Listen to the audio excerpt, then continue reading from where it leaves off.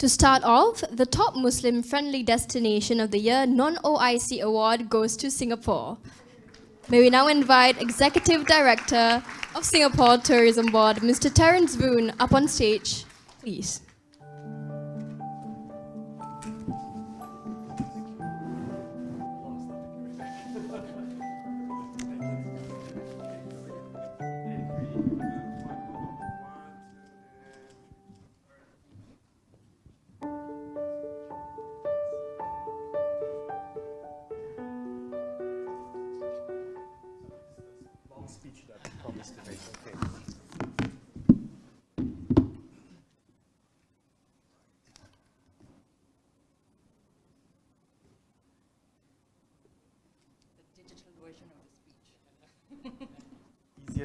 But thank you very much. Assalamu alaikum. Ladies and gentlemen, good evening. I know I'm standing between you and probably the end of the event and your activities for this evening. But on behalf of the Singapore Tourism Board, I must say I'm very humbled to receive this award on the Global Muslim Travel Index Top Destination of the Year, non-OIC. I know Fazal probably thinks that it's a granted that Singapore should win this. Believe me, I do not take it for granted at all. Actually, when I first took on this role in STB, looking after the Southeast Asia region about a year ago, one of the first things I noticed was that actually 1 in 4 tourists in Singapore come from Malaysia and Indonesia combined, which are OIC countries. So that meant I needed to take a closer look at the needs of countries with Muslim population majority and what their needs were. And actually the first data source that proved the most useful to me was the Global Muslim Travel Index. So I was very glad to be able to come here today and see the latest report for myself. But as I said, I do not take this award lightly at all, because in true Singaporean fashion, we feel we can always do better. And I asked for numbers. I deep dive, I spoke to travelers. I was just in Kuala Lumpur yesterday actually, and I'll be going to Indonesia again very soon as well, to speak to partners to find out what are some of the barriers, how can we improve, how can we do more.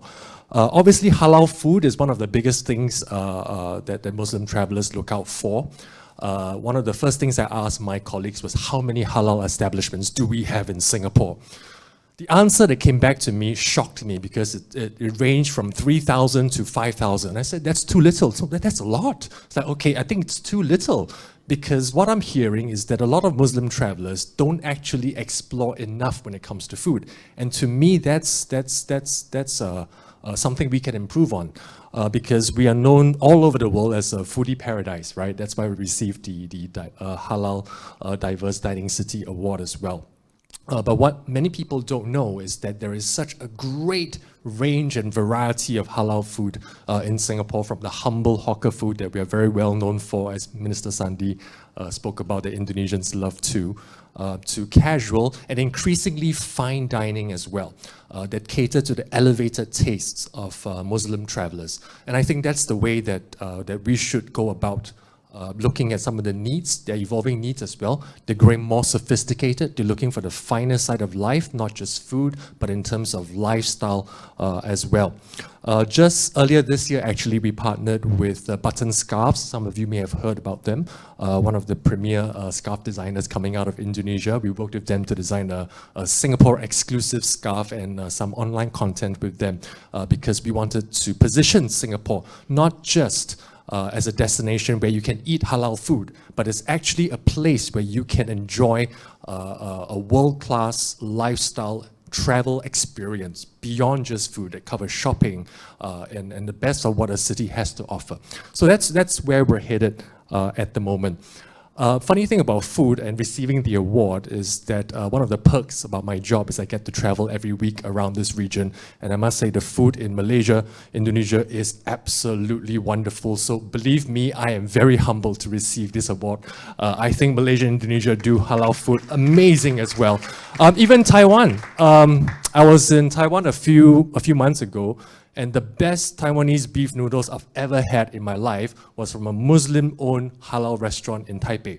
So I think that is testament to what some of our neighboring destinations are doing on this front. And I think that's the inspiration that we need to keep on doing better as a destination. So thank you very much once again, and I hope you all have a good summit. Thank you.